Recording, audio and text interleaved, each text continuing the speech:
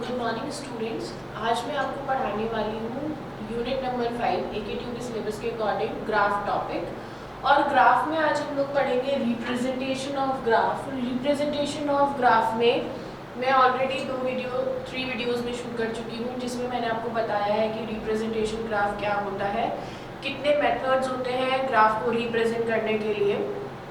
इसके पहले मैंने दोनों मेथड्स के बारे में बताया था, एडजेसेंसी मैट्रिक्स और इंसिडेंस मैट्रिक्स। दो मेथड मैं डिस्कस कर चुकी हूँ और दोनों ही मेथड को मैं अनडायरेक्टेड ग्राफ के लिए पहले बता चुकी हूँ।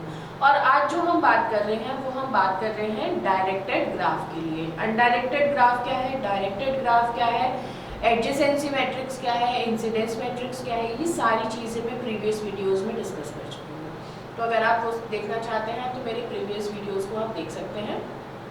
तो आज मैं बताऊंगी आपको एडजेसेंसी मैट्रिक्स, लेकिन किसके लिए, डायरेक्टेड ग्राफ के लिए।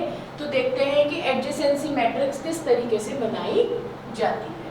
तो सबसे पहले तो मैंने यहाँ पे बता रही हूँ मैं आपको, एडजेसेंसी मैट्रिक्स हम कहते हैं कि जब हम एडजेसेंट वर्टिसेस को कंसीडर करके मैट्रिक्स फॉर्म करते हैं तो उसको हम एडजेसेंसी मैट्रिक्स बोलते हैं।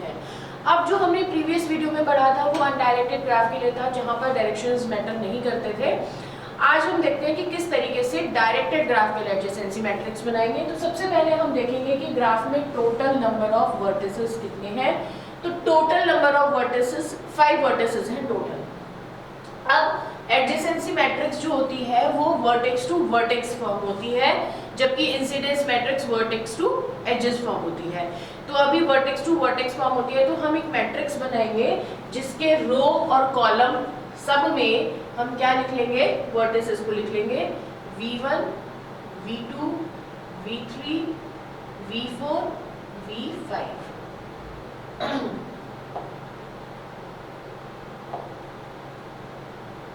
इसी तरीके से कॉलम्स के लिए भी V1, V2, V3, V4, V5 इस तरीके से लिखेंगे। अब हमारे पास जो फर्स्ट वर्टेक्स है दैट इज V1। अब V1 देखो, V1 किससे कनेक्ट है, V1 एडजेसेंट वर्टेक्स है V2 और V5 के लिए। अगर ये ग्राफ डायरेक्टेड ना होके अनडायरेक्टेड ग्राफ होता तो V1 के वर्टिसेस हो जाते हमारे पास V2 और V5। लेकिन अभी हम बात कर रहे हैं डायरेक्टेड ग्राफ की। तो डायरेक्टेड ग्राफ में देखो क्या हो सकता है। अगर मैं V1 की बात करती हूँ, अगर हम बोले कि V1 सोर्स है तो V1 से हम कहाँ पे जा सकते हैं, V1 से हम कहाँ पे डेटा फ्लो कर सकते हैं, V2 मूव कर सकते हैं। सिर्फ हम V1 से V5 नहीं जा सकते, क्योंकि डायरेक्शन क्या दी गई है, डेटा का फ्लो का डायरेक्शन क्या है, V5 से V1 की तरफ है, ना कि V1 से V5 की तरफ है। तो ये चीज ध्यान रखेंगे, किसी भी वर्टेक्स के लिए जो आउटगोइंग एजेस है सिर्फ उन्हीं को हम कंसीडर करेंगे, उन्हीं के लिए हम मैट्रिक्स में 1 लिखेंगे, बाकी सबके लिए हम 0 लिखेंगे। ठीक है, तो हम ये चीज ध्यान में रखेंगे। किसको ध्यान में रखना है हमें, आउटगोइंग को, सिर्फ आउटगोइंग के लिए 1 आएगा, इनकमिंग के लिए क्या रखेंगे, 0 रखेंगे। इनकमिंग, क्योंकि वो इनकमिंग का जो भी वर्टेक्स है वो हमारे अप्रोच में नहीं है।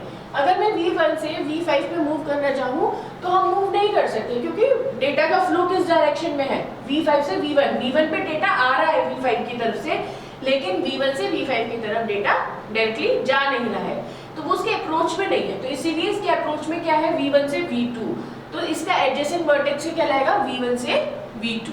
ठीक है, तो V1 से हम आए V2 पे, तो V2 तो क्या हो गया, 1 हो गया, बाकी सब क्या हो जाएगा, 0 हो जाएगा।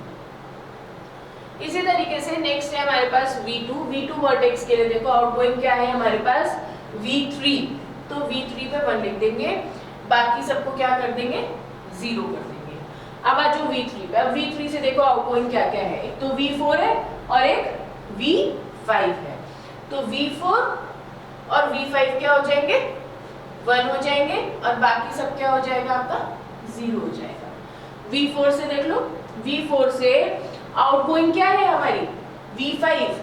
ठीक, तो V5 पे क्या लिखेंगे हम, 1 लिखेंगे, बाकी सब क्या हो जाएगा, 0। V5 के लिए देखो, V5 से आउटगोइंग देखो, V5 से आउटगोइंग क्या है, V1, V3 इनकमिंग है, V4 इनकमिंग है, आउटगोइंग क्या है, V1।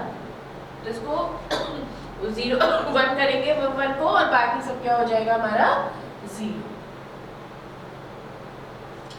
ठीक, तो इस तरीके से हमें एक एडजेसेंसी मैट्रिक्स मिलती है। ये एडजेसेंसी मैट्रिक्स किसके लिए मिली है? हमें डायरेक्टेड ग्राफ के लिए मिली है। इसी तरीके से नेक्स्ट वीडियो में हम सीखेंगे कि इंसिडेंस मैट्रिक्स किस तरीके से बनाई जाती है डायरेक्टेड ग्राफ के लिए।